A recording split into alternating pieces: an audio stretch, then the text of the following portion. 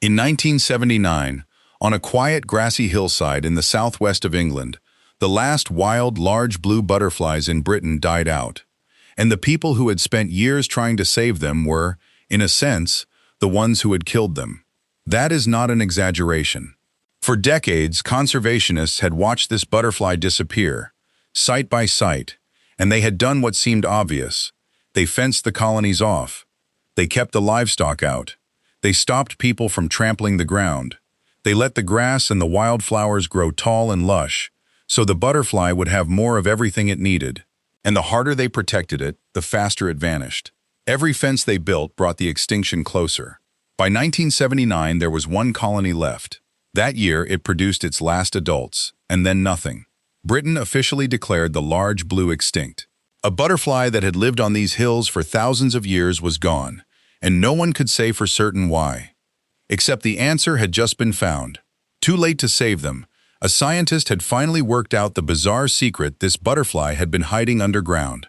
And it turned out that the large blue did not depend on flowers, or sunshine, or protection from people. It depended, completely and absolutely, on a single species of ant. Bring back the butterfly, and you first had to bring back one particular ant. Get the fence wrong, and the ant vanished, and the butterfly followed. Take 1 second to subscribe before we dive in. You will not want to miss where this one ends. The large blue is not a small, forgettable insect. It is the largest and rarest of the blue butterflies native to Britain, with deep blue wings marked by a row of black spots. For a long time, it was treasured by collectors, and that was part of the early problem. As the butterfly became rarer, collectors wanted it more, and they took adults from the last colonies, which of course made everything worse. But collecting was never the real reason it was dying. The real reason was invisible, and it was buried in the ground. To understand it, you have to follow the life of a single large blue, and it is one of the strangest lives of any animal in Europe. It begins in the way you would expect. In the middle of summer, a female large blue lays her eggs on wild thyme, or in some places marjoram, the small flowering plants that grow on warm, dry grassland. The eggs hatch, and tiny caterpillars begin to feed on the flowers. For the first part of its life, the large blue caterpillar is an ordinary plant eater, chewing quietly on thyme, drawing no attention. This lasts only a few weeks. Then the caterpillar does something that makes no sense at all, until you know the trick. It stops eating. It drops off the plant and falls to the ground below. And there, on the soil, it simply waits. It does not hide. It does not look for more food. It waits, exposed, in the open, for one specific thing to find it. It waits for an ant.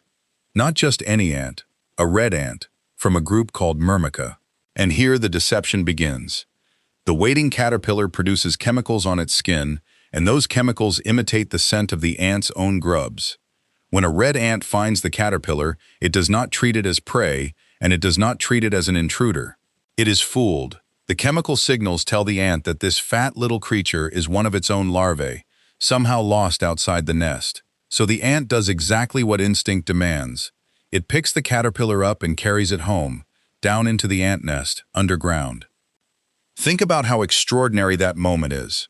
A red ant colony is one of the most tightly defended places in nature.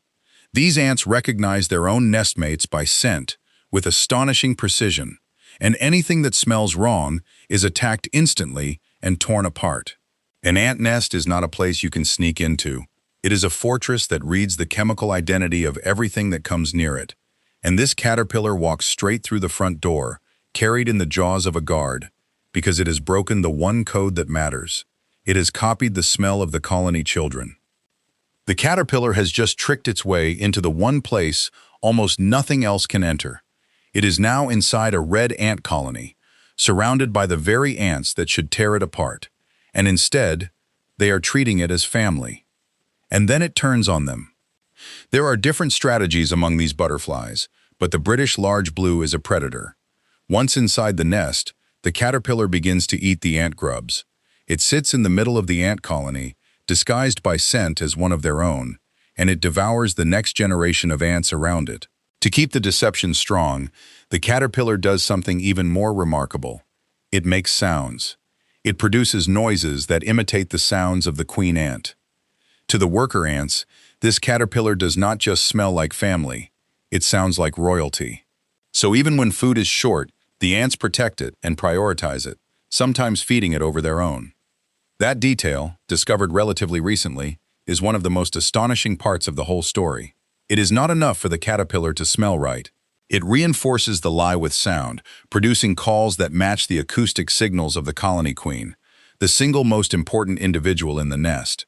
In an ant colony, the queen is treated with absolute priority, and by imitating her, the caterpillar climbs to the top of that hierarchy from the inside. It is a fake queen, eating the real queen future children, being defended by workers who would die for it. The large blue caterpillar spends around 10 months like this, underground, hidden inside the ant nest, growing fat on ant grubs through the autumn and winter. It goes in as a small caterpillar in late summer and does not come out until the following year. Then, in early summer, it forms a chrysalis inside the nest, transforms, and finally crawls up out of the ground as an adult butterfly, spreads its wings, and flies away over the grassland. The ants that raised it never knew what they had been feeding. So the large blue does not just need time, and it does not just need grassland. It needs a red ant nest to raise its young. Without the ant, there is no butterfly. And this is where the whole tragedy hides, because the butterfly is even fussier than that. It does not work with just any red ant. In Britain, it depends above all on one particular species, Myrmica sabuleti. Other red ant species may carry the caterpillar in, but in the wrong species nest the caterpillar usually dies. Only that one ant reliably raises a large blue. And that one ant is extremely particular about where it lives. Myrmica sabuleti needs warm soil. It thrives in short, closely cropped turf, grassland grazed right down, where the sun can beat directly onto the ground and keep the earth warm. Its nests need that heat. If the grass grows tall, it shades the soil, the ground cools by just a few degrees, and Myrmica sabuleti cannot cope. It fades out, and other red ant species that prefer cooler, longer grass move in to replace it. The ants that replace it look almost identical, but they are the wrong ants, and in their nests, the large blue caterpillar dies. Now put that together with what the conservationists were doing, and you can see the whole disaster.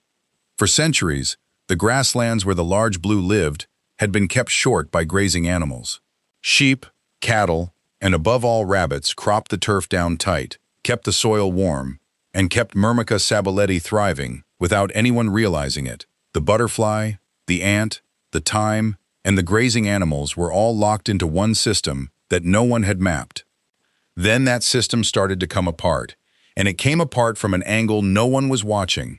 In the mid-20th century, a disease swept through Britain's rabbit population and killed the overwhelming majority of them in just a few years. To most people, this was a story about rabbits, or about farming. Almost no one connected it to a rare butterfly.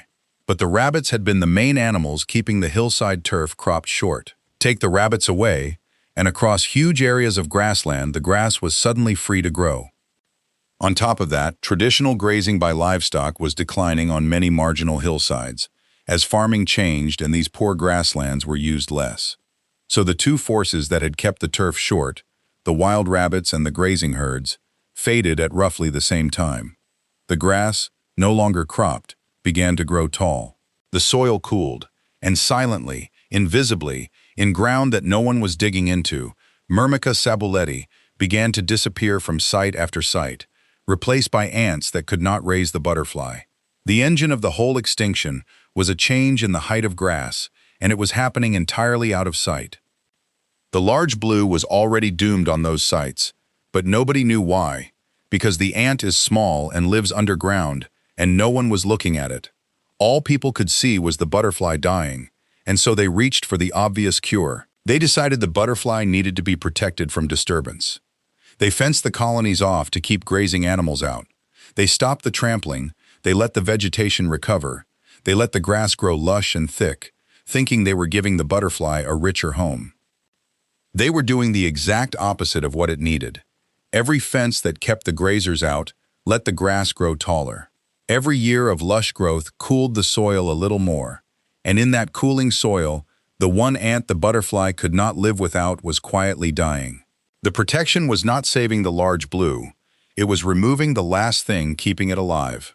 The harder they tried, the faster it went, and they had no idea their kindness was the murder weapon. By the time anyone understood this, it was almost over. Through the 1970s, a scientist named Jeremy Thomas studied the last surviving colonies in extraordinary detail. He was the one who finally cracked it, who worked out the precise dependence on Myrmica sabuleti and the precise dependence of that ant on short, warm, grazed turf. He measured the turf height. He measured the soil temperature. He worked out that the difference between a colony that lived and a colony that died could come down to the grass being a few centimeters too tall. It was one of the most detailed pieces of detective work in the history of conservation. And it was finished just too late for the native British large blue, which went extinct in 1979, right as the answer became clear. But here is the thing about finally understanding a problem. It tells you exactly what to do next. Thomas and the conservation teams now knew the real formula, and it was almost the reverse of everything that had been tried before. Do not fence the grassland off. Graze it. Put the animals back on. Crop the turf down hard so the sun warms the soil. Rebuild the conditions for Myrmica sabuleti. Let that one ant recover across the site, and only then bring back the butterfly. So they did.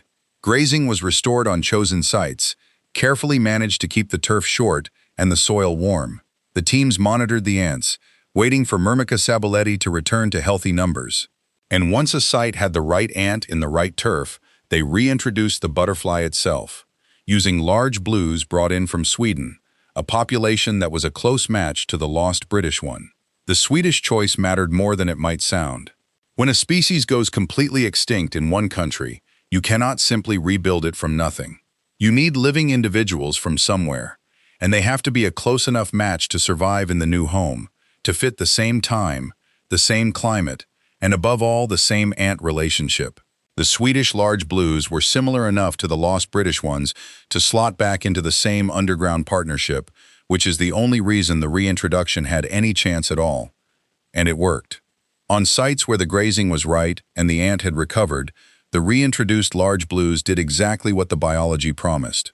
The caterpillars fed on time, dropped to the ground, tricked the red ants, spent their 10 months underground eating grubs, and emerged as adults. Colonies took hold. Then they grew.